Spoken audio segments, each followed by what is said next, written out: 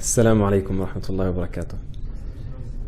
بسم الله الرحمن الرحيم. الحمد لله رب العالمين، وأصلي وأسلم على أشرف الأنبياء والمرسلين نبينا محمد وعلى آله وصحبه أجمعين. أما بعد، مرحبا بكم جميعا, bienvenue à tous dans cette assise dans laquelle, bi'idhnillahi ta'ala, nous allons traiter d'un sujet fondamental qui est le sujet de notre relation à Allah subhanahu wa ta'ala. Mais avant de commencer l'assise, ce que j'apprécie de faire à chaque fois qu'on commence une assise ou un rappel ou autre, c'est de rappeler la valeur de ces assises-là. Parce qu'il faut que vous sachiez impérativement que si vous avez été choisi aujourd'hui pour assister à cette réunion et à cette assise dans la demeure d'Allah subhanahu wa ta'ala, ce n'est pas pour rien. C'est Allah subhanahu wa ta'ala qui vous a choisi. Et Allah subhanahu wa ta'ala vous fait le mérite, parmi tant et tant de créatures, d'être dans sa demeure, dans une période entre deux prières, qui est considérée pour vous comme une période dans laquelle vous êtes en prière, dans laquelle vous écoutez le rappel de la religion d'Allah subhanahu wa ta'ala et des paroles de son prophète alayhi salatu wassalam. Ça, c'est un mérite qu'Allah subhanahu wa ta'ala vous donne. Toutes les personnes qui sont à l'extérieur, qui ne profitent pas de ce dont vous profitez, qui ne sont pas dans le lieu dans lequel vous êtes, qui ne sont pas dans l'assise dans laquelle vous êtes, eh bien ces personnes-là, elles n'ont pas le mérite que vous avez. Et ce mérite-là, il est rapporté dans énormément de hadiths. Et on va en citer quelques-uns, incha'Allah ta'ala, pour nous motiver à ce propos-là. Le prophète, alayhi salatu wassalam, nous dit dans le hadith que rapporte l'imam Tirmidhi dans ses sunan, il dit aux compagnons, إِذَا مَرَرْتُمْ بِرِيَاضِ الْجَنَّةِ فَارْتَعُوا. Lorsque vous passez par les jardins du paradis, prenez-y part. Les compagnons se sont étonnés, ils ont dit, comment est-ce qu'on peut passer par des jardins du paradis dans ce bas monde? Le paradis, c'est fil akhira, c'est dans l'au-delà. Comment est-ce qu'on peut passer par des jardins du paradis dans ce bas monde? Et le prophète, alayhi salatu wassalam, donc a reçu cette question-là de la part des compagnons, qui lui ont dit, Ya Rasulallah, wa ma riyadul jannah, quels sont ces jardins du paradis? Et le prophète, sallallahu alayhi wa sallam, de répondre, hilaqu dhikr, ce sont les assises de rappel. Ces assises de rappel-là, ce sont des jardins du paradis parce qu'Allah subhanahu wa ta'ala, il descend la sérénité, la paix, la quiétude.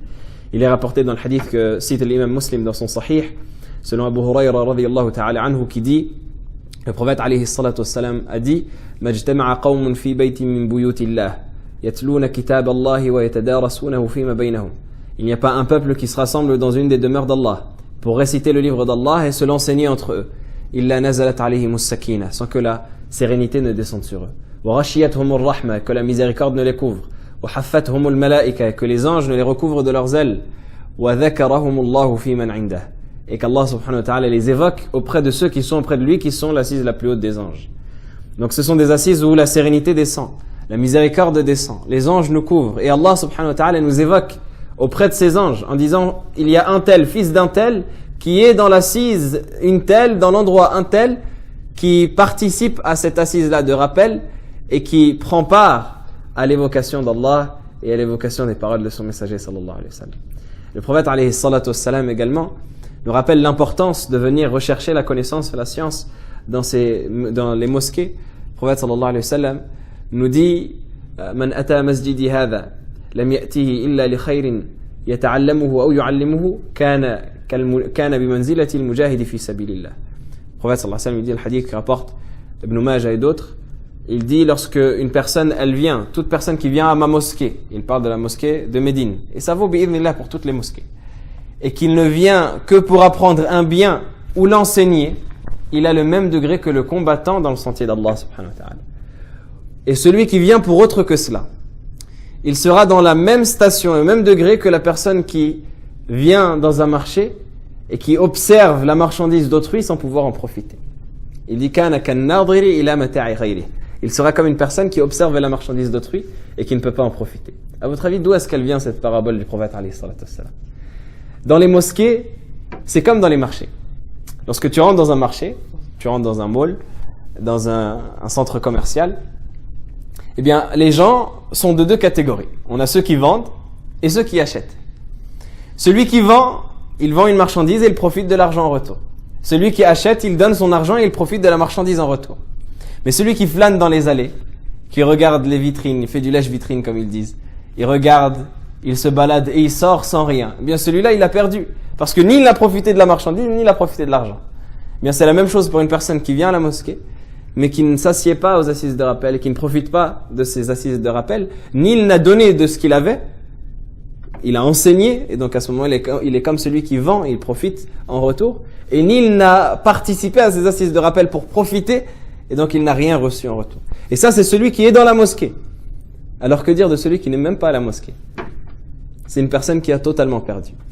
Donc Allah subhanahu wa ta'ala nous fait le mérite d'être parmi nous, ici dans sa demeure, d'être entre nous dans cette assise bénie, pour apprendre quelques préceptes à propos de sa religion avec lesquels on demande à Allah subhanahu wa ta'ala qu'il nous fasse bénéficier et qu'il nous fasse évoluer. On demande à Allah subhanahu wa ta'ala qu'il nous en fasse tous profiter, autant celui qui les dit que celui qui les écoute. Et bi'idhnillahi ta'ala, l'objectif ainsi, c'est de pratiquer tout ce qu'on va entendre. Ça également, c'est une chose que j'aime à rappeler à chaque fois que l'on participe à ces assises-là, c'est que celui qui écoute pour écouter, ou pour faire acte de présence, ou parce que les frères ils l'ont invité donc il vient, ou simplement pour dire voilà, se donner bonne conscience et dire voilà, moi j'ai assisté à un rappel tel jour, telle heure, eh bien celui-là il n'a rien profité en vérité. Celui-là, ce serait mieux qu'il reste chez lui, il joue à la PlayStation ou il regarde la télé, ou je sais pas, il regarde Netflix. C'est exactement la même chose. Pourquoi? Parce que malgré le fait qu'il est dans l'assise, s'il ne met pas en pratique la connaissance qu'il a après cela, eh bien il aura perdu une grande part de la récompense. Il aura perdu une grande part de la récompense et sa science, elle ne lui sera d'aucune utilité. Le prophète alayhi salatu wassalam, il nous mentionne même que parmi les premières catégories à rentrer en enfer, ce sont des gens qui n'ont pas mis en pratique leur science. Malgré le fait que bien évidemment, s'asseoir auprès d'une assise et participer à une assise, ça reste quand même quelque chose de méritoire, même pour la personne qui est venue pour un autre objectif que cela. Il y a dans un immense hadith, et on va clôturer avec cela cette introduction, un hadith dans lequel le prophète alayhi salatu wassalam nous cite qu'Allah subhanahu wa ta'ala envoie des anges sur terre pour rechercher les assises de science. Et ça, c'est un hadith qui est merveilleux. Il nous dit, le prophète sallallahu alayhi wa sallam, qu'Allah subhanahu wa ta'ala envoie sur terre des anges pour rechercher les assises de science. Et ensuite, il y a un dialogue entre Allah subhanahu wa ta'ala, entre ces anges, et vous reviendrez au hadith qui est un peu long, dans lequel Allah subhanahu wa ta'ala leur demande pourquoi est-ce qu'ils se sont rassemblés. Ils se sont rassemblés pour toi, ô Allah, par crainte de ton châtiment et par espoir en ton paradis, etc., etc.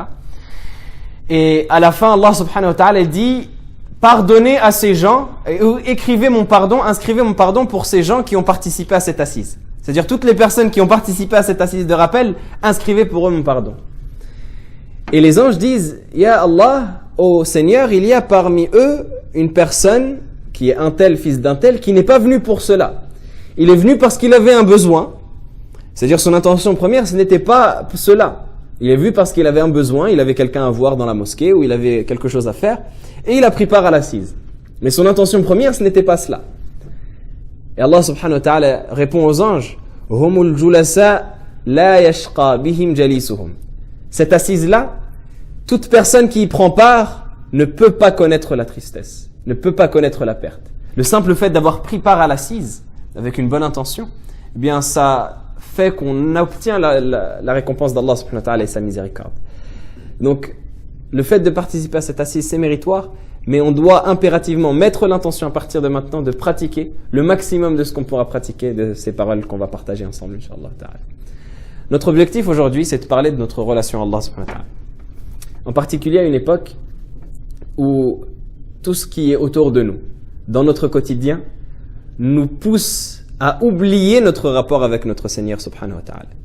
Le matérialisme dans lequel on baigne, le capitalisme dans lequel on évolue, l'individualisme vers lequel tendent nos sociétés. Les sociétés qui sont construites aujourd'hui sur l'égoïsme généralisé, l'égoïsme structurel. Chacun pour soi et Dieu pour tous, comme ils disent. Chacun essaye de s'en sortir à part. Chacun essaye de lutter pour sa propre personne. Eh bien tout cela, ça nous éloigne de notre rapport à Allah subhanahu wa ta'ala. Ce matérialisme dans lequel on baigne, cette course à la dunya, cette course aux richesses éphémères de ce bas monde, cette course au profit dans lequel on est quotidiennement baigné et dans laquelle on est entraîné, même contre notre gré. La vague nous pousse vers cela. On se réveille au quotidien, on côtoie des gens qui courent et on court avec eux sans même comprendre pourquoi. On côtoie des gens qui se précipitent vers les biens de ce bas monde et on se précipite avec eux.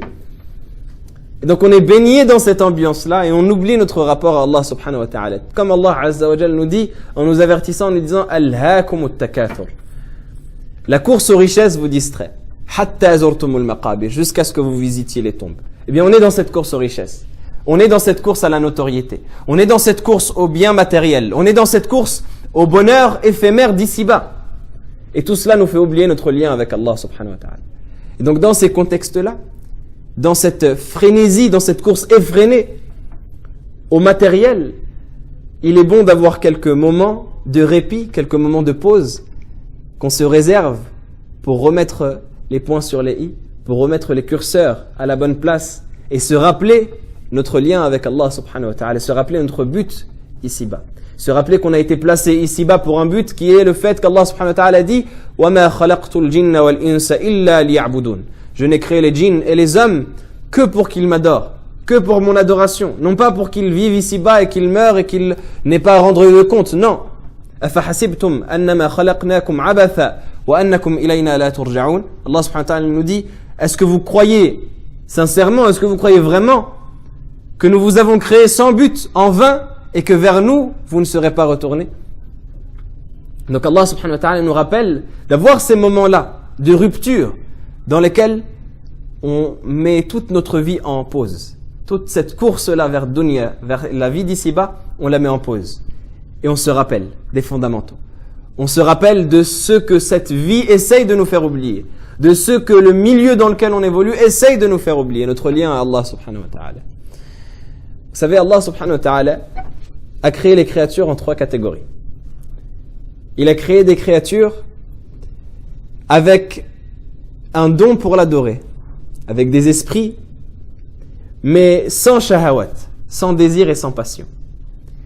Il a créé des créatures avec des passions et sans esprit, sans raison. Les créatures qui ont été créées uniquement pour son adoration, c'est-à-dire uniquement avec l'esprit et sans les désirs, ça c'est les anges, qui ont été créés uniquement pour l'adoration d'Allah subhanahu wa ta'ala. Ça c'est le degré céleste de la compagnie suprême qui est auprès de notre Seigneur subhanahu wa ta'ala, des anges. Allah subhanahu wa ta'ala les a créés et les a réservés pour son adoration et les a nommés comme serviteurs anoblis. Bal ibadun mukramun. Allah subhanahu wa ta'ala il dit Bal ibadun mukramun, ce sont plutôt des serviteurs qui sont honorés. Et ces serviteurs-là, ils ne délaissent jamais l'adoration d'Allah subhanahu wa ta'ala, ils ne tentent jamais vers les passions parce qu'ils n'ont pas été créés pour cela. L'autre catégorie, qui est les créatures qui ont été créées sans raison et uniquement avec les passions, c'est Bahimatul An'am, c'est les bestiaux, les animaux. Ceux-là, ils ont été créés uniquement avec leur instinct animal, pas avec de raisons qui priment. Ils n'ont pas été créés avec ce but-là de transcender leur être et d'aller vers leur Seigneur. Ils ont été créés uniquement avec des instincts bestiaux qu'ils vont avoir à accomplir ici-bas et ensuite ils vont être transformés en poussière et en al-qiyamah, ils ne vont pas avoir de jugement. Et entre ces deux catégories-là, il a créé cette catégorie de personnes ou de créatures qui ont été créées avec la raison et avec les passions qui sont les hommes et les djinns. Et en particulier, ce qui nous intéresse ici, c'est les hommes. Et il les a créés de la meilleure des manières, en leur apportant tout ce qu'il faut, la pleine raison, le plein esprit, les pleines facultés, et en même temps, en truffant leur esprit et en truffant leur corps d'un penchant vers les péchés et d'un penchant vers les passions. Allah subhanahu wa ta'ala nous rappelle tout cela dans une éminente sourate qui est sourate al-Shams. Allah subhanahu wa ta'ala, il jure par énormément d'éléments jusqu'à arriver à cette conclusion. Il dit وَالشَّمْسِ وَضُحَاهَا, par le soleil, il jure par le soleil et par l'aube. وَالْقَمَرِ إِذَا تَلَاهَا, et par la lune lorsqu'elle la suit. وَالنَّهَارِ إِذَا جَلَّاهَا, et par le ciel lorsqu'il la clarifie, lorsqu'il expose le soleil. وَاللَّيْلِ إِذَا يَغْشَاهَا, et par la nuit lorsqu'il couvre le soleil, lorsqu'elle couvre le soleil. وَالسَّمَاءِ وَمَا بَنَاهَا, et par le ciel et celui qui l'a construit. وَالْأَرْضِ وَمَا طَحَاهَا, et par la terre et celui qui l'a nivelé. وَنَفْسٍ وَمَا سَوَّاهَا, et par l'âme de l'homme et par celui qui l'a créé et celui qui l'a façonné. فَأَلْهَمَهَا فُجُورَهَا وَتَقْوَاهَا, il lui a inspiré sa piété comme il lui a inspiré sa perversité. Donc Allah subhanahu wa ta'ala, il jure par énormément de choses. Et il faut savoir, on l'a évoqué pour ceux qui étaient avec nous la dernière fois, qu'il y a une règle dans l'exégèse, dans le tafsir, qui est le fait que lorsqu'Allah subhanahu wa ta'ala il jure, il ne jure pas pour rien premièrement. Il faut savoir que le qasam, tout d'abord, le fait de jurer chez les Arabes, c'était une formule, une figure de style qu'on utilisait pour appuyer quelque chose de très important. Jurer pour rien, c'était quelque chose d'assez blâmable, dans le sens où c'était considéré comme l'arou al-hadith, c'était considéré comme des paroles futiles. Mais lorsqu'on jure généralement et qu'on prend un serment en arabe, eh bien on jure pour une chose qui est importante. Et Allah subhanahu wa ta'ala ici, il jure pour une chose qui est extrêmement importante qu'il va introduire. Non seulement il jure pour une chose qui est importante, mais également il y a une autre règle qui est lorsque on veut jurer pour une chose importante, eh bien on va jurer par les choses les plus importantes qu'on trouve. Et c'est pour cela qu'il nous appartient à nous en tant que croyants que de jurer par Allah subhanahu wa ta'ala, parce que c'est le plus important pour nous dans nos vies. C'est celui qu'on glorifie le plus. Mais la figure de style justement chez les Arabes, c'est de jurer par ce qui est le plus important chez toi. Et d'ailleurs c'est une chose qu'on retrouve même chez le commun d'entre nous. Parce qu'une personne, elle veut jurer par quelque chose d'important, elle jure par la vie de sa mère, n'est-ce pas? Sur la tête de ma mère ou les choses que les gens disent. Ça nous est interdit, mais c'est simplement pour montrer le mécanisme qu'il y a derrière le fait de jurer. On essaye de jurer par la chose la plus importante. Pour montrer que la chose pour laquelle on jure, c'est une chose qui est extrêmement importante. Et ici, Allah subhanahu wa ta'ala, il jure par les choses les plus importantes aux yeux des hommes. Et il jure par toutes les composantes de la vie. Par toutes les composantes de la vie. Par le soleil. La composante principale de la vie qui conditionne, de par sa présence, de par le fait qu'Allah subhanahu wa ta'ala l'a créé pour les hommes, il conditionne la vie en entier. Le soleil et l'aube, la première partie de la journée. Ainsi que la lune, et ce cycle-là complet de la vie, l'alternance du soleil et de la lune. Le jour, ensuite la nuit, ensuite la terre qui a été nivelée, etc., etc., toutes les créatures qu'on a évoquées. Il finit par jurer par l'esprit humain même et celui qui l'a façonné parfaitement. Sawa ici, en langue arabe, ça signifie à la fois le fait de façonner l'esprit et de façonner le corps. Allah subhanahu wa ta'ala, il a façonné de manière parfaite et complète l'être humain. Il lui a inspiré sa perversité et sa piété. Pourquoi est-ce qu'Allah subhanahu wa ta'ala jure? La chose pour laquelle Allah subhanahu wa ta'ala jure vient juste après, ce qu'on appelle jawab al-qasam. Pourquoi est-ce qu'Allah subhanahu wa ta'ala jure pour la phrase qui vient juste après? قَدْ أَفْلَحَ مَنْ زَكَّاهَا وَقَدْ خَابَ مَنْ دَسَّاهَا. Certes, aura connu la réussite celui qui aura purifié cette âme-là, et aura connu la perte celui qui aura sali cette âme-là qu'il a créée. Allah subhanahu wa ta'ala ici nous rappelle tout ce qu'on a dit. L'état intermédiaire de l'être humain entre les anges, la compagnie céleste, et entre les bestiaux. Celui qui purifie son âme, il s'élève même plus haut que le degré des anges. Il peut arriver même plus haut que le degré des anges s'il arrive à purifier totalement son âme de tous ses désirs bestiaux et à rester uniquement dans la volonté d'Allah subhanahu wa ta'ala. Quant à celui qui fait suivre à son âme tout ce qu'elle désire, eh bien celui-là, il tombera plus bas que les bestiaux. N'est-ce pas qu'Allah subhanahu wa ta'ala, il qualifie les personnes qui ne croient pas en lui de gens plus égarés encore que les bêtes?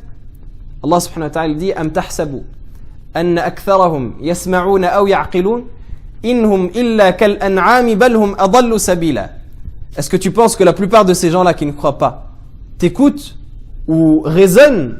Au contraire, ils sont comme les bestiaux, voire même plus égarés encore. Allah subhanahu wa ta'ala dit Wa laqad dhara'na li jahannama kathiran min al-jinni wal ins lahum qulubun la ya'qiluna biha ولهم أعين لا يبصرون بها ولهم آذان لا يسمعون بها أولئك كالأنعام بل هم أضل أولئك هم الغافلون. Allah subhanahu wa ta'ala nous dit, nous avons destiné à l'enfer une grande partie des hommes et des djinns. Ils ont des cœurs avec lesquels ils ne raisonnent pas. Ils ont des vues avec lesquelles ils ne voient pas. Ils sont bien voyants mais ils ne voient pas la vérité.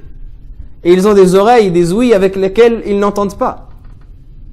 Ils sont comme les bestiaux, voire plus égarés encore, ceux-là sont les insouciants.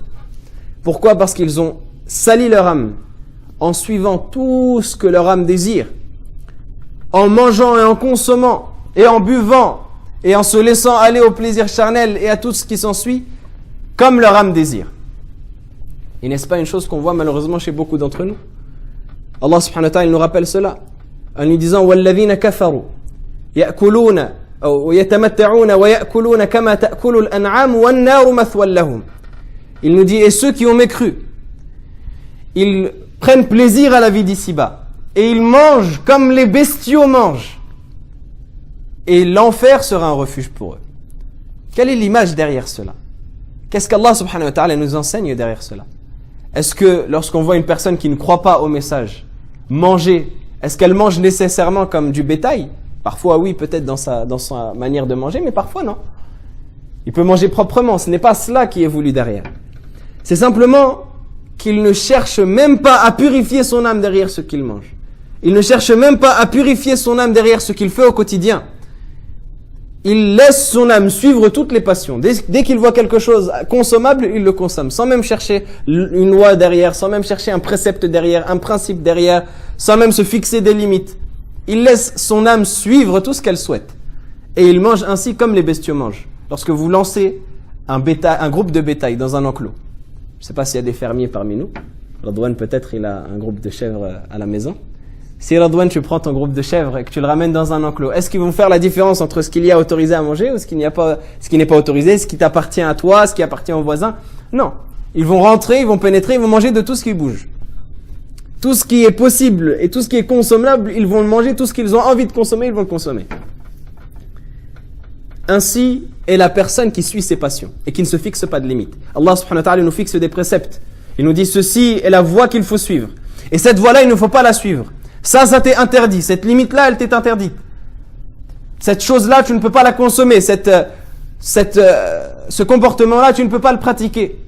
Ce rapport-là, tu ne peux pas l'avoir. Et la personne, elle se laisse aller. Et elle contourne les barrières, sans même se soucier de ce qui lui est interdit, de ce qui lui est autorisé. Eh bien, cette personne-là, elle sera considérée comme le bétail, voire plus égaré encore, parce qu'elle n'aura pas purifié son âme. Au contraire, elle l'aura sali. قد أفلح من زكاها وقد خاب من دساها. Certes, aura connu la perte celui qui salit son âme. Et dassa ici, le verbe dassa, ça en langue arabe, ça signifie le fait de cacher quelque chose. C'est comme s'il recouvrait son âme de tellement de saleté que l'âme au final, le joyau qu'est l'âme, il n'apparaît même plus en dessous de toutes ces saletés-là par lesquelles il les a couverts. Ou par lesquelles il a couvert son âme. Et cette personne-là, elle connaîtra la perte, assurément. Mais celui qui connaîtra la félicité et le bonheur, c'est celui qui aura fait l'inverse. Celui qui aura retenu son âme des passions, qui l'aura préservé de tout ce qui pourrait lui nuire, et qui aura fait en sorte de respecter les commandements d'Allah subhanahu wa ta'ala. قَدْ أَفْلَحَ مَنْ زَكَّاهَا. Aura réussi celui qui essaye de purifier son âme, qui purifie l'âme qu'Allah subhanahu wa ta'ala lui a accordée, ce joyau qu'il a mis en lui. Et le terme ici, zakka, c'est un terme que vous avez très sûrement entendu plusieurs fois. C'est le même terme qui est à la base de zakat. La zakat, que vous entendez très certainement, qui est l'aumône, bien, c'est le même terme qui est ici à la racine. Zakka, ça signifie le fait de purifier et le fait de faire évoluer. Le verbe zakka en langue arabe, c'est purifier, rendre propre une chose, rendre pure une chose et la faire évoluer, la développer. Pourquoi est-ce qu'Allah subhanahu wa ta'ala utilise ce terme ici? Parce que la personne qui va prendre sur elle et qui va faire les efforts pour préserver son âme de tout ce qu'Allah subhanahu wa ta'ala interdit, malgré le fait que c'est ouvert devant lui, malgré le fait qu'il peut le faire, ce n'est pas quelque chose qu'il ne peut pas faire, c'est quelque chose qu'il peut faire. Aujourd'hui, c'est dans la capacité de tout le monde de sortir et d'aller faire tout ce qu'Allah subhanahu wa ta'ala interdit. Donc Allah subhanahu wa ta'ala ici nous parle de celui qui au contraire préserve cette âme-là et la protège de tout ce qui pourrait lui nuire. Eh bien cette personne-là, elle va s'élever. Elle va gravir des degrés. Elle va avoir ce qu'on appelle justement az-zakah. Elle va être dans la définition de ce verbe-là qui est le fait de se développer. Se développer spirituellement et arriver même au-dessus du degré des anges. Et elle va avoir ce degré-là en se purifiant elle-même. قَدْ أَفْلَحَ مَنْ زَكَّاهَا. Aura réussi celui qui purifie son âme de tout ce vers quoi les gens qui sont dans les passions l'appellent. Il y a un verset qui est d'une extrême beauté parmi tous les versets qu'Allah subhanahu wa ta'ala a révélés. Bien sûr, tout le Coran est beau. Mais il y a certains versets qui peuvent paraître encore plus beaux dans certains contextes, à certaines situations, qui vont plus parler dans certains moments à la personne, qui vont être plus adaptés à certaines situations, etc., etc. Et c'est pour cela que le Coran d'ailleurs a été révélé au prophète alayhi salatu wassalam partie par partie. Dans Surat An-Nisa, Allah subhanahu wa ta'ala, après avoir parlé des règles du mariage et de tout ce qui s'ensuit, de tout ce qui est opposé également au mariage, qui est la fornication, etc., il nous dit « Wallahu yuridu an yatuba alaykum » et Allah veut accueillir votre repentir. Allah subhanahu wa ta'ala est miséricordieux. Allah subhanahu wa ta'ala aime ses serviteurs. Ceux qui combattent la religion d'Allah subhanahu wa ta'ala essayent de dépeindre notre Seigneur Allah subhanahu wa ta'ala en une image d'un Seigneur tortionnaire, n'est-ce pas? D'un Seigneur belliqueux, d'un Seigneur qui ne veut pas le bien. Et ça c'est ta'ala Allahu amma yaqulun, qatala Allahu adh-dhalimin. Qu'Allah subhanahu wa ta'ala soit exempté de ce qu'ils prétendent. Allah subhanahu wa ta'ala est exempté de ce qu'ils prétendent. Parce qu'Allah subhanahu wa ta'ala aime ses serviteurs. En vérité, Allah subhanahu wa ta'ala, pour celui qui sait lire, les passages où il parle de l'amour qu'il a pour ses serviteurs, de l'amour et de la miséricorde avec laquelle il couvre ses serviteurs sont extrêmement nombreux. Et parmi eux, il y a ce passage-là. Wallahu yuridu an yatuba alaykum. Et Allah veut accueillir votre repentir. Imaginez, Allah subhanahu wa ta'ala, il veut nous pardonner. C'est une chose qui, comme le prophète alayhi salatu wassalam a dit, eh bien c'est une chose qui nous amène la satisfaction d'Allah subhanahu wa ta'ala et pour laquelle Allah subhanahu wa ta'ala est satisfait et heureux. Le prophète sallallahu alayhi wa sallam, il dit « Lallahu afrahu bi tawbatil abdi » Allah subhanahu wa ta'ala est plus heureux encore du repentir de son serviteur. C'est-à-dire le serviteur, lorsqu'il s'égare et qu'il revient à Allah et qu'il se repent et qu'il se purifie, eh bien Allah subhanahu wa ta'ala en est encore plus heureux que quoi? Écoutez bien cette image. Qu'un homme qui aurait perdu sa monture dans une terre désertique, avec sur sa monture toutes ses provisions. Imaginez, on a Aloulou Oussama qui prend sa monture et qui va dans le désert de Tunisie. Il prend sa monture avec tout ce qu'il peut avoir dessus, ou sa voiture si on parle pour notre époque. Tout ce qu'il peut avoir, la boisson, la nourriture, les vêtements. Et il va et en plein désert, eh bien il perd sa monture. On lui vole ou elle s'en va. Ici dans le hadith en l'occurrence, c'est une monture, une bête, eh bien qui s'échappe et qui s'enfuit, il ne peut pas la rattraper. Imaginez le désastre, en plein désert, au plein milieu du désert, impossible de s'en sortir. C'est fini, la mort est devant nous.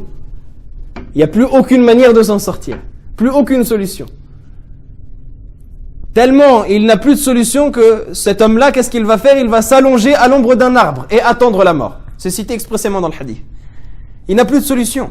Sa boisson, sa nourriture, tout ce qu'il pouvait utiliser pour sa survie, bien, la bête ou sa monture, elle s'est enfuie avec. Et il n'a pas pu la rattraper. Il n'a plus personne pour appeler. Il n'a plus personne à qui demander secours. Il est en plein milieu d'un désert. Et s'il se met à marcher, il mourra avant même d'avoir atteint ne serait-ce que la plus proche habitation. Donc qu'est-ce qu'il fait? Il s'allonge à l'ombre d'un arbre et il attend la mort. Imaginez cet état de désespoir total. Et tandis qu'il est là à attendre la mort, qu'est-ce qu'il voit au loin? Il voit sa monture approcher et revenir vers lui. Avec toutes ses fournitures, avec tout ce dont il avait besoin, tout ce qu'il avait mis sur sa monture. Et il est tellement heureux qu'il prononce un lapsus en disant Allahumma anta abdi wa ana rabbuk. Oh Allah, tu es mon serviteur et je suis ton Seigneur. Et le prophète sallallahu alayhi wa sallam dit akhta'a min shiddatil farah. Il est tellement heureux qu'il se trompe, il ne sait même pas ce qu'il dit. Au lieu de dire oh Allah, tu es mon Seigneur et je suis ton serviteur, il dit l'inverse. Oh Allah, tu es mon serviteur et je suis ton Seigneur. Tout cela pour décrire l'état de bonheur ultime dans lequel la personne elle est. Parce qu'il est passé de une mort inévitable à un salut certain en un laps de temps alors qu'il n'a rien fait pour. Il n'avait plus aucune solution. Et Allah subhanahu wa ta'ala est plus heureux encore du repentir de son serviteur que cet homme-là dans cette situation-là. Imaginez. Wallahu yuridu an yatuba alaykum. Allah veut accueillir votre repentir. Wa yuridu alladhina yattabi'una ash-shahawati an tamilu maylan 'azima. Tandis que ceux qui suivent leur passion veulent que vous vous égariez avec eux, que vous vous incliniez avec eux d'un grand égarement. Et ça, on le voit au quotidien. Dans les milieux dans lesquels on évolue, le milieu social, les gens que l'on fréquente, même parmi les musulmans. Chacun, au quotidien, verra ce verset apparaître devant lui. Des gens qui suivent leur passion et qui sont baignés dans ces milieux-là, qui essayent de le tirer. Allez, viens avec nous à cet événement, viens avec nous à cette soirée, viens avec nous à tel endroit. Fais ci, fais cela, tu verras, c'est bien. Et il essaye de t'attirer. Il essaye de te donner envie. Et même si ce n'est pas des personnes physiques, mais aujourd'hui on a toutes les personnes morales, les personnes virtuelles. Les séries télé qui promouvoient ce genre de choses. Je ne sais pas si vous dites séries télé. Mais séries télé. Les séries télé qui promouvoient ce genre de choses, les émissions, la culture populaire, les fêtes, les événements, toutes ces choses-là qui essayent de nous tirer vers autre que ce qu'Allah subhanahu wa ta'ala veut de nous. Vers les bas tréfonds dans lesquels on va salir notre âme au lieu de la purifier. Bien, c'est ce qu'Allah subhanahu wa ta'ala cite ici. وَيُرِيدُ الَّذِينَ يَتَّبِعُونَ الشَّهَوَاتِ. Et ceux qui suivent leur passion veut que vous vous incliniez avec eux et que vous vous égariez avec eux d'un grand égarement. يُرِيدُ اللَّهُ أَن يُخَفِّفَ عَنْكُمْ. Allah veut vous alléger la tâche. وَخُلِقَ الْإِنسَانُ ضَعِيفًا. Et l'être humain a été créé faible. Et donc Allah subhanahu wa ta'ala, dans cette situation-là dans laquelle il a créé l'être humain, enclin au péché, enclin à la saleté, enclin aux passions, l'être humain qui, malgré cela, prend le sens inverse et qui se purifie, c'est quelqu'un qui est aimé d'Allah subhanahu wa ta'ala. C'est quelqu'un qui a l'amour d'Allah subhanahu wa ta'ala et à qui Allah subhanahu wa ta'ala ouvre les portes du bien. Mais tout cela parce qu'il passera par des difficultés immenses pour purifier son âme. Le prophète sallallahu alayhi wa sallam nous dit dans le hadith: Huffati an-naru bish-shahawat wa huffati al-jannatu bil-makarih. L'enfer a été entouré de passion. L'enfer a été entouré de désirs. Et le paradis a été entouré de difficultés et de choses que l'on déteste, de choses détestables. Il y a une image qui a été donnée par un écrivain dans un livre que je lisais lorsque j'étais enfant, qui est une image qui m'a frappé toute ma vie. C'est une image simple. Peut-être que vous l'avez lu ailleurs ou entendu ailleurs, mais le fait de l'avoir lu et vu illustré de cette manière-là, ça m'est resté à l'esprit et c'est quelque chose qui m'a marqué depuis l'enfance, que je vous partage ici. Il a illustré le chemin vers le paradis et le chemin vers l'enfer comme une montagne. Et le paradis est au sommet de cette montagne-là. Et l'enfer est en bas de cette montagne-là. Et il a mis vers le chemin de l'enfer des toboggans, des chemins, des couloirs qui glissent vers différents plaisirs. Différents plaisirs que les gens ont. Que ce soit des plaisirs mondains, des plaisirs de nourriture, des plaisirs de boisson, des plaisirs de rapport, les femmes, etc., l'argent. Et il a illustré tout cela en pente qui glisse. Tandis que le chemin vers le paradis, c'était une pente abrupte qui monte. Pente difficile à gravir. Et ça, c'est en parfaite accordance avec le hadith. C'est-à-dire que le chemin vers le paradis, c'est un chemin qui est difficile, qui est très difficile à gravir. C'est un chemin dans lequel tu vas te priver d'énormément de choses. C'est un chemin dans lequel tu vas prendre énormément sur toi. C'est un chemin dans lequel tu risques de te fatiguer. Et tu vas te fatiguer. Tandis que le chemin vers l'enfer, c'est un chemin dans lequel tu as juste à glisser. Juste à glisser. Tu suis la première personne venue, elle va t'indiquer les pires des choses que tu peux faire, elle va te les indiquer. Tu as juste à glisser avec elle. Et tu vas voir, c'est facile. Tu enchaînes et tu enchaînes les choses, les égarements sur les égarements. Donc la personne qui va purifier son âme, c'est celle qui va gravir cette montagne-là malgré toutes les difficultés. Et c'est pour cela que c'est une personne qui va s'élever au sens propre comme au sens figuré ici. C'est une personne qui va s'élever à travers les efforts, qui va s'élever spirituellement et qui va arriver à des degrés peut-être plus hauts que les anges de par les efforts qu'elle aura fait. Mais comment arriver à ce degré-là? Comment arriver à tazkiyatun nafs? Comment éviter d'être parmi ceux qui salissent leur âme et être plutôt parmi ceux qui la purifient? Eh bien, le fait de purifier son âme, ça revient à une seule et même chose, qui est la taqwa, qui est la piété vis-à-vis d'Allah subhanahu wa ta'ala. Allah subhanahu wa ta'ala nous cite, at-taqwa a énormément de passages dans le Coran. Cette piété-là, ce terme-là, taqwa, qui est extrêmement important au point où il revient dans énormément de passages du Coran, qui est traduit par différentes traductions, la piété, la crainte révérentielle, la crainte pieuse, la crainte spirituelle, le scrupule, etc. La taqwa, c'est un principe fondamental qui revient à énormément de passages, qui est la recommandation d'Allah subhanahu wa ta'ala et la recommandation du prophète alayhi salatu wassalam. Et Allah appartient à ce qu'il y a dans les cieux et dans la terre, et nous avons fait la recommandation à ceux qui ont reçu le livre avant vous, ainsi qu'à vous-même, de craindre Allah. Allah subhanahu wa ta'ala nous recommande la taqwa. Il nous mentionne l'obligation de se cramponner à la taqwa. Ya ayyuhalladhina amanu taqullaha haqqa tuqatih wa la tamutunna illa wa antum muslimun. Ô vous qui avez cru, craignez Allah comme il se doit d'être craint. Faites en sorte d'avoir la taqwa comme il se doit et ne mourrez qu'en état de pleine soumission. Et le prophète alayhi salatu wassalam, c'était la recommandation qu'il donnait à ses compagnons. Vous savez, il y a quelque chose de très très important à comprendre dans le Coran et dans la Sunna, qui est le fait que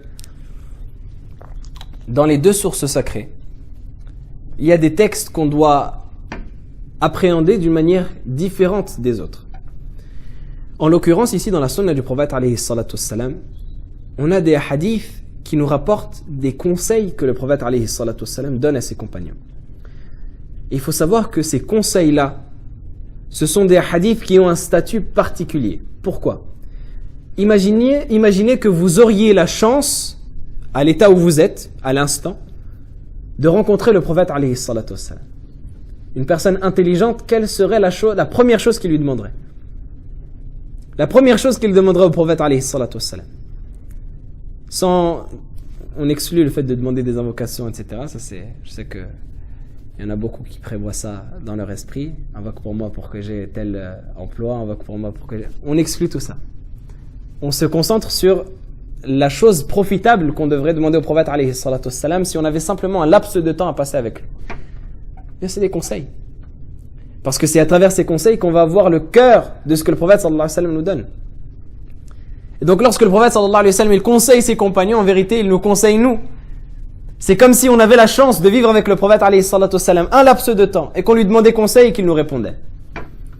Donc ces hadiths-là où le prophète sallallahu alayhi wa sallam il conseille les compagnons, c'est des hadiths qu'il faut méditer avec une méditation toute particulière. Et il y a un hadith où le prophète sallallahu alayhi wa sallam il a conseillé plusieurs compagnons. Il a conseillé Mu'adh ibn Jabal. Il a conseillé Abu Dharr radiyallahu ta'ala anhuma, en leur donnant un seul et même conseil, et par lequel il a commencé en disant ittaqillaha haythuma kunt, crains Allah où que tu sois, wa atbi'i as-sayyi'ata al-hasanata tamhuha wa khaliqin nas bi khuluqin hasan, et fais suivre la mauvaise œuvre d'une bonne, elle l'effacera, et comporte-toi envers les gens d'un excellent comportement. Ça c'est la recommandation prophétique que le prophète sallallahu alayhi wa sallam a donnée à ses compagnons. Il a commencé par ittaqillaha haythuma kunt, crains Allah où que tu sois. Pourquoi ? Parce que la crainte d'Allah subhanahu wa ta'ala c'est l'élévation spirituelle.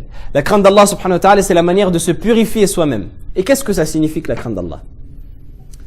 Le terme taqwa, et vous allez remarquer qu'on reviendra très souvent sur l'origine des mots et la racine des mots parce que c'est quelque chose qui est très important. Le Coran et la Sunna, ils ont été révélés en arabe, n'est-ce pas ? Pour les comprendre, il faut comprendre l'arabe. Et si on ne comprend pas l'arabe, eh bien il faut comprendre ce qu'on devrait comprendre si on avait l'arabe. Donc c'est pour cela que c'est extrêmement important de revenir à chaque fois à la racine du mot et à ce qu'il signifie. Parce que les Arabes, parmi les compagnons et parmi même ceux qui n'étaient pas compagnons, lorsqu'ils écoutaient le Coran et lorsqu'ils écoutaient les paroles du prophète alayhi salatu wassalam, ça évoquait des choses qu'ils connaissaient. Ce n'était pas une langue nouvelle que le prophète sallallahu alayhi wa sallam a amenée, il a utilisé des termes qui existaient, donc qui signifiaient des choses, donc qui renvoyaient à des choses dans l'esprit des gens qui écoutaient les paroles d'Allah subhanahu wa ta'ala du prophète alayhi salatu wassalam. Donc qu'est-ce que ça signifie la taqwa chez les Arabes ? La taqwa, ittaqa yattaqi, dans la racine verbale, ça signifie le fait de se protéger d'une chose. Lorsqu'on craint une chose, généralement on s'en protège, n'est-ce pas ? Lorsque on craint un ennemi, on s'en protège avec un bouclier. Pour les plus malheureux d'entre vous qui ont connu une enfance assez troublée, lorsque on avait des coups du père ou de la mère, on se protégeait, on essayait de mettre une couverture ou un coussin, n'est-ce pas? Ça, je parle à ceux qui ont une enfance un peu chahutée. Ittaqa, ça signifie le fait de mettre entre soi et entre ce qu'on craint une barrière. Ça, c'est un réflexe qui est naturel. Lorsqu'on craint une chose, on s'en protège avec une barrière, avec une protection. On essaye de mettre entre soi et entre cette chose-là qu'on craint, une chose qui va nous protéger. Et donc la taqwa, ça vient directement de cette racine. Et qu'est-ce qu'on craint au final? On craint le châtiment d'Allah subhanahu wa ta'ala. On craint Allah subhanahu wa ta'ala, on craint le courroux d'Allah subhanahu wa ta'ala. On craint la colère d'Allah. Et donc qu'est-ce qu'on met entre soi et entre la colère d'Allah subhanahu wa ta'ala pour s'en protéger? Qu'est-ce qu'on met entre soi et entre l'enfer? Qu'est-ce qu'on met entre soi et entre le châtiment d'Allah? On met une barrière qui va être une barrière spirituelle. Une barrière qui va être constituée de l'obéissance à Allah et du délaissement de tout ce qui est la désobéissance à Allah subhanahu wa ta'ala. Le fait d'avoir la taqwa en résumé c'est ijtinab wa imtithal. C'est le fait de s'écarter des interdits et d'appliquer les obligations. Donc at-taqwa c'est an taj'ala baynaka wa bayna ma takhafuhu min 'adhabillahi wiqayah bi fi'li al-awamir wa ijtinab an-nawahi 'ala 'ilmin wa basira. C'est le fait de placer entre toi et entre ce que tu crains du châtiment d'Allah et de son courroux une barrière en accomplissant les obligations et en s'écartant des interdits. Quand tu vas accomplir les obligations et t'écarter des interdits, c'est à ce moment-là que tu vas accomplir le degré de taqwa. Qu'est-ce qui est le plus dur, à votre avis? Ça, je vous pose la question, vous me répondez. À votre avis, est-ce que c'est plus dur de s'écarter des interdits ou d'accomplir les obligations? Je bois et je vous laisse répondre. S'écarter des interdits? S'écarter des interdits? Il n'y a pas un autre avis chez les savants? Vous divergez pas entre vous? Vous êtes unanime, mashallah. On a un ijma' sur le fait de s'écarter des interdits. Je vais à ce côté. Ceux qui on va parler, vous voulez pas parler? Accomplir, juste pour donner l'autre avis. Mashallah, il se sacrifie pour vous, Abdelrazak. T'es avec lui? Accomplir les obligations, c'est plus difficile que t'écarter des interdits. T'aurais pas dû le suivre. S'écarter des interdits, c'est beaucoup plus dur. Pourquoi? Si je te demande de faire une chose, si je demande à quelqu'un de faire une chose, cette chose-là, il peut en avoir envie comme il peut ne pas en avoir envie, mais c'est facile de l'accomplir. Quand bien même cette chose-là, elle serait difficile, mais il peut l'accomplir, il peut la faire, et khlas. Il s'en décharge et il l'accomplit. Tandis que s'il a envie de faire une chose, et que son envie, elle le ronge, il a envie de faire une chose et que cette envie-là, elle l'obsède, et que cette chose, elle est en face de lui, il peut la faire, et que je lui dis, ne la fais pas. Ce sera encore plus difficile pour lui, et ce sera encore plus pesant pour lui, que si je lui avais dit, fais 1000 raka'a, par exemple, ou fais tel nombre de choses, ou telle œuvre, ou tel ceci, ou tel cela. Et vous le voyez même dans les choses de dunya, même dans les choses de ce monde. Ceux qui font par exemple du sport. C'est plus facile pour lui peut-être de faire des séries de sport que d'abandonner la nourriture qu'il aime manger ou d'abandonner la boisson qu'il aime boire ou autre que cela. On parle des sportifs comme Sabri, moi je suis fatigué un peu. Sabri il est costaud comme lui. S'écarter des interdits, c'est beaucoup plus compliqué qu'accomplir les actes d'adoration. Oui, mais c'est quoi le dalil? Le dalil, c'est la parole du prophète sallallahu alayhi wa sallam. Le prophète sallallahu alayhi wa sallam lui-même en parle. Dans un hadith, le prophète sallallahu alayhi wa sallam, il enseigne à Abu Hurayra radiyallahu ta'ala anhu 5 paroles fondamentales. Il dit: Man ya'khudhu anni hadhihi al-khams fa ya'malu bihinna aw yu'allimuhunna man ya'malu bihinna. Il dit: qui donc prendra de moi ces 5 paroles pour les mettre en pratique ou les enseigner à quelqu'un qui les mettra en pratique? Abu Hurayra radiyallahu ta'ala anhu, il dit: moi au messager d'Allah. Et le prophète sallallahu alayhi wa sallam de lui dire la première des choses qu'il lui a enseigné: ittaqil maharim takun a'bada an-nas. Écarte-toi des interdits, tu seras le plus grand des adorateurs. Écarte-toi des interdits, tu seras le plus grand des adorateurs. C'est-à-dire, fais ce qui t'a été ordonné et écarte-toi de tout ce qui t'a été interdit. Et tu seras dans le plus haut degré de l'adoration, tu seras dans ceux qui ont mis en pratique cette taqwa. C'est tellement compliqué, c'est tellement difficile que ne peut arriver à ce degré-là que les pieux et que ceux qui auront purifié leur âme complètement. Pourquoi? Parce que si on parle d'interdit et d'obligation, là on est dans un domaine qui encore est assez clair. C'est-à-dire ça c'est interdit, je ne le bois pas. Ça c'est obligatoire, je le fais. Mais si on parle maintenant de ce qu'il y a entre l'interdit et l'obligatoire, ce qu'on appelle al-mutashabihat, les ambiguïtés. Là on arrive à quelque chose d'encore plus compliqué. Le prophète alayhi salatu wassalam nous dit dans un hadith, al-halalu bayyin wal-haramu bayyin. Ce qui est licite est clair et ce qui est illicite est clair. Wa baynahuma umurun mushtabihat la ya'lamuhunna kathirun min an-nas. Et entre le licite et l'illicite se situent des choses qui sont ambiguës, que très peu de gens connaissent. فَمَنِ اتَّقَى الشُّبُهَاتِ. Celui qui se préservera des ambiguïtés, فَقَدْ اسْتَبْرَأَ لِدِينِهِ وَعِرْضِهِ. Aura préservé sa religion et son honneur. وَمَنْ وَقَعَ فِي الشُّبُهَاتِ وَقَعَ فِي الْحَرَامِ. Et celui qui tombera dans les ambiguïtés tombera dans l'illicite. كَالرَّاعِي يَرْعَى حَوْلَ الْحِمَى. Comme le berger qui emmène son troupeau paître autour d'un enclos qui lui est interdit. يُوشِكُ أَنْ يَرْتَعَ فِيهِ. Il est à deux doigts que ces bêtes dépassent la clôture et tombent dans l'enclos qui leur est interdit de franchir. On reprend l'exemple de Radwan avec son troupeau de chèvres. Il approche d'un enclos qui appartient à Zindin. Cet enclos-là, il lui appartient. Il lui a dit interdit de ramener ne serait-ce qu'une chèvre qui mange mes plantes. J'ai des fleurs, j'ai ceci, j'ai cela, je veux pas qu'elle mange mes plantes. S'il commence à s'approcher de la barrière, il s'approche, il s'approche, il s'approche. Et il arrive à la proximité de cette barrière-là. Qu'est-ce qu'il lui dira? Qu'à un moment où il sera insouciant, à un moment où il ne fera pas attention, il y aura une des chèvres qui va enjamber la clôture et qui va aller dans l'enclos qui lui est interdit de franchir. Mais c'est l'image que le prophète sallallahu alayhi wa sallam donne. Il dit Ala wa inna li kulli malikin himan. Certes, tout roi a un enclos préservé et gardé qu'il est interdit de pénétrer. Ala wa inna himallahi maharimuh. Certes, l'enclos préservé d'Allah, ce sont ses interdits. Donc, quel rapport ça a, cela, avec ce qu'on est en train de dire? Le prophète sallallahu alayhi wa sallam lui-même le fait à la fin de ce hadith. Ce qui compose le halal et le haram et ce qui compose ton quotidien dans ton adoration à Allah subhanahu wa ta'ala, ça déteint sur ton cœur et sur ton lien à Allah. Le prophète sallallahu alayhi wa sallam à la fin du hadith, il dit Ala wa inna fil jasadi mudghah. Idha salahat salaha al jasadu kulluh. Wa idha fasadat fasada al jasadu kulluh ala wa hiya al qalb. Ce morceau-là, c'est le cœur. Ce que tu consommes, ça a un impact sur ton cœur, ça a un impact sur ton corps. Dans le sens où ça a un impact sur ton lien avec Allah subhanahu wa ta'ala. Et si c'est ce que tu consommes de nourriture, ce que tu consommes de boissons, ce que tu consommes de vêtements, ce que tu consommes d'argent, les relations que tu as au quotidien, tout cela, ça rentre dans ce halal et dans ce haram et dans ces ambiguïtés qui sont autour de cela. Donc si tu veux arriver au degré de la personne qui aura purifié son âme, tu devras avoir mis en pratique les obligations qu'Allah subhanahu wa ta'ala t'a imposées et être écarté des interdits. Et on a focalisé sur les interdits parce que, comme on a dit, c'est la chose la plus difficile. Lorsque tu es devant une chose que tu as envie de faire, un argent que tu pourrais gagner facilement, un profit que tu pourrais faire, une relation dont tu voudrais profiter, c'est très difficile d'y mettre fin. C'est très difficile de l'interrompre.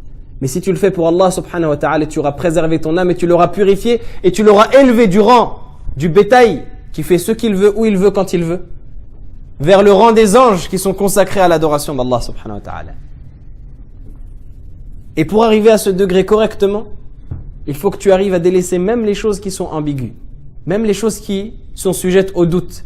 Le prophète sallallahu alayhi wa sallam, il dit, dans le hadith que rapporte Tirmidhi dans ses sunan, لا يبلغ العبد أن يكون من المتقين حتى يدع ما لا بأس به حذرا مما به البأس. Le serviteur n'atteindra jamais le degré des pieux jusqu'à ce qu'il délaissera ce qui ne comporte pas de mal en soi, par crainte de tomber dans ce qui constitue un mal. Il délaisse ce qui ne comporte pas de mal en soi, mais simplement il le délaisse parce qu'il a peur de tomber dans ce dont il y a un mal. Vous savez, il y avait un des grands savants, un des grands pieux qui s'appelle Mohammed ibn Sirin, rahimahullah ta'ala, qui était un grand savant, vous le connaissez peut-être pour ses facultés qui sont rapportées de l'interprétation des rêves, etc. Mohammed ibn Sirin, un jour, il avait un stock entier d'huile. Il faut savoir que c'était quelque chose qui, jusqu'à aujourd'hui, c'est quelque chose qui est assez cher. Il avait un stock qui a été estimé par les ulama qui ont étudié ce texte-là à peu près à 1 million. à 1 million et quelques de dollars. 1 million et quelques de dollars. Et il a trouvé dans une des jarres un rat mort. Il a trouvé dans une des jarres un rat mort. Qu'est-ce qu'il a fait? Est-ce qu'il a dit, bon, on enlève cette jarre-là, on la renverse, et tout le reste on le vend rapidement, comme ça les gens, au pire, s'ils trouvent quelque chose d'autre, eh bien ce sera écoulé rapidement, je prends l'argent et je m'en vais. Non. Il a dit, vous détruisez tout le stock. Parce que je ne pourrais pas me permettre de vendre aux musulmans une chose dans laquelle il y a un doute. Parce que ce rat-là, s'il s'est retrouvé dans cette jarre-là, c'est qu'il est tombé dans toute la récolte. Et ça veut dire qu'il a infecté toute la quantité, tout le stock. Et donc il y a une possibilité, un potentiel pour que il ait infecté une partie du stock, même s'il ne l'a pas infecté en totalité. Donc il a demandé à détruire tout ce qu'il y avait. Et ça, c'est une parmi les très nombreuses histoires qui me passent par l'esprit, des exemples des plus prédécesseurs à ce niveau-là. De délaisser ce qui ne comporte pas un mal en soi, par crainte de ce qui comporte un mal. Et tout cela pour s'élever spirituellement auprès d'Allah subhanahu wa ta'ala. Donc délaisser les interdits et accomplir les obligations. Accomplir en particulier les obligations. Sachez que vous n'aurez pas de meilleur degré auprès d'Allah subhanahu wa ta'ala qu'en accomplissant ce qu'Allah subhanahu wa ta'ala vous a imposé. Le prophète alayhi salatu wassalam, il nous rapporte dans le hadith Qudusi qu'Allah subhanahu wa ta'ala a dit, Allah azza wa jalla nous dit, ما تقرب إلي عبدي بشيء أحب إلي مما افترضته عليه. Mon serviteur ne peut se rapprocher de moi par une chose qui m'est plus aimée et qui m'est préférable que ce que je lui ai imposé. Ça veut dire que les obligations qu'Allah t'a imposées, si tu les accomplis correctement, ce sera la meilleure manière de te rapprocher d'Allah subhanahu wa ta'ala. En d'autres termes, tu ne peux pas te rapprocher d'Allah par mieux que d'accomplir ce qu'il t'a rendu obligatoire. Les 5 prières quotidiennes, si tu les accomplis correctement, à leur temps, de la bonne manière, en te purifiant correctement, en les accomplissant avec méditation, avec réflexion, que tu sois concentré avec Allah subhanahu wa ta'ala, eh bien ça te rapprochera encore davantage de ton Seigneur que celui qui néglige les 5 prières mais qui passe la nuit à prier des surrogatoires. Et bien sûr, le meilleur état, c'est celui qui a les deux. Le prophète sallallahu alayhi wa sallam, il dit à la suite qu'Allah subhanahu wa ta'ala, il dit وَلَا يَزَالُ عَبْدِي يَتَقَرَّبُ إِلَيَّ بِالنَّوَافِلِ حَتَّى أُحِبَّهُ. Et mon serviteur ne cesse de se rapprocher de moi avec les actes surrogatoires jusqu'à ce que je l'aime. فَإِذَا أَحْبَبْتُهُ كُنْتُ سَمْعَهُ الَّذِي يَسْمَعُ بِهِ. Lorsque je l'aime, je deviens l'ouïe avec laquelle il entend. وَبَصَرَهُ الَّذِي يُبْصِرُ بِهِ. Et la vue avec laquelle il voit. وَيَدَهُ الَّتِي يَبْطِشُ بِهَا. Et sa main avec laquelle il attrape. وَرِجْلَهُ الَّتِي يَمْشِي بِهَا. Et ses jambes avec lesquelles il se déplace. C'est-à-dire qu'Allah subhanahu wa ta'ala, il guide ta vue, il guide ton ouïe, il guide tes mains, il guide tes pieds. Tu ne fais que ce qu'Allah subhanahu wa ta'ala aime. Il te facilite son adoration. وَلَئِنْ سَأَلَنِي لَأُعْطِيَنَّهُ. Et s'il me demande et s'il m'invoque, je lui accorde. وَلَئِنْ اسْتَعَاذَنِي لَأُعِيذَنَّهُ. Et s'il me demande protection, je lui donne ma protection. Tout cela pourquoi? Parce que tu t'es rapproché de lui avec les actes surrogatoires. Donc tout cela, ça doit constituer la base fondamentale avec laquelle on va vers Allah subhanahu wa ta'ala. Et on cherche à s'élever spirituellement. Et comme je disais en introduction, tout ce qu'on a entendu, on doit le mettre en pratique. Et c'est très simple en vérité. C'est simple pour celui à qui Allah subhanahu wa ta'ala aura simplifié la tâche. C'est simple pour celui à qui Allah subhanahu wa ta'ala aura accordé la bénédiction dans ses œuvres. C'est simple pour celui qui aura mis une bonne intention à partir de maintenant d'accomplir ce qu'Allah subhanahu wa ta'ala veut de lui. On essaye de mettre tous cette intention-là, on essaye de mettre en pratique cette piété-là et nous rappeler que ce qui va conditionner notre futur auprès d'Allah subhanahu wa ta'ala, ça va être ce qu'on a fait maintenant. Ici, on est dans un moment où on a un terrain en face de nous qui est frais et on a simplement à semer les graines pour récolter dans l'au-delà.